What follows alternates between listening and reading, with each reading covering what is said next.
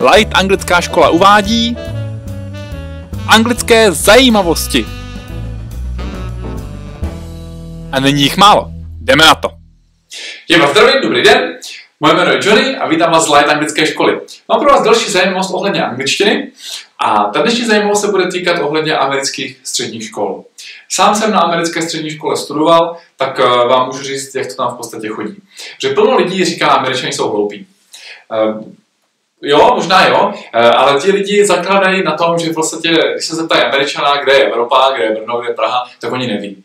A na základě toho my o nich říkáme, že jsou hloupí. Já si myslím, že americký školní systém, můj názor, že americký školní systém má něco co do sebe. Protože na středních školách, u nich to už funguje jako u nás na univerzitách. Oni tam mají semestrální systém. Mají tam 4 roky na střední škole, každý ten rok má 2 semestry, no, takže máme 8 semestrů, a každý ten semestr má v sobě 4 předměty. Takže 8x4, 32 předmětů za celou dobu, co člověk chodí na střední školu. Některé z nich mají povinný, ale většinu z nich mají volitelných.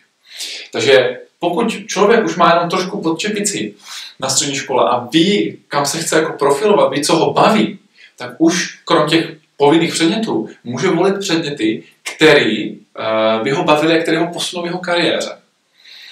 Třeba to není zeměpis právě, proto neví, kde je Česká republika. Ale třeba chce být doktor, tak si už na té střední škole oni mají možnosti brát si předměty jako pečování o děti, jak zvládat první pomoc a tak dále.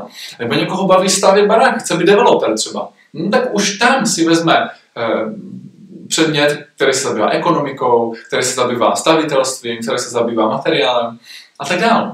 Takže v podstatě na střední škole v Americe to funguje opravdu cíleně.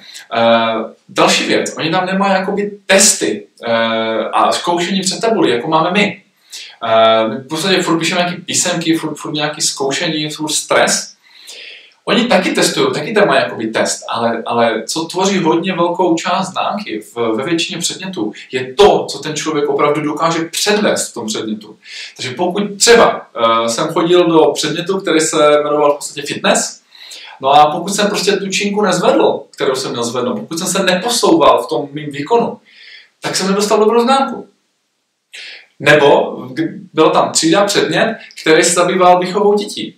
Takže v podstatě oni měli třeba panenky, které byly jakoby elektronicky, a když to dítě prostě i v noci, mimo školu, jo, v noci, začalo plakat, tak oni museli vzít takovou baby láhev, která taky v sobě měla ten čip, a když to dali tomu miminku, té panence, tak to děcko přestalo plakat. No a na konci toho, třeba na konci týdne, si to učitel vybral ty čipy z těch miminek a podíval se, jestli o to miminko bylo dobře postaráno. A pokud bylo, ten student dostal dobrou známku. Pokud nebylo, dostal špatnou známku. Když to byl nějaký přemýšlecí předmět, například literatura, tak jsme zase dělali projekty. Jsme přešli kus knížky a pak jsme třeba v týmu 3-4 lidech měli připravit prezentaci a prezentovat to před tou třídou. No já jsem tohle na naší střední škole nezažil. Proto my máme já si myslím, že máme vzdělaný lidi v České republice, ale oni se nedokážou prodat, oni neumí dělat ty projekty, oni neumí dělat ty prezentace. Když to Američan, když si všimnete, když někam přijde Američan do místnosti, je ho tam plno, on prostě zabere ten prostor. Takže to by mohla být taková zajímavost pro vás, pokud máte třeba děti, pošlete je do Ameriky. Pokud sami se chcete jakoby líp studovat, třeba na té střední škole, zkuste si sami pro sebe udělat nějaký projekt, zkuste si ho odprezentovat ostatním. Určitě to pomůže.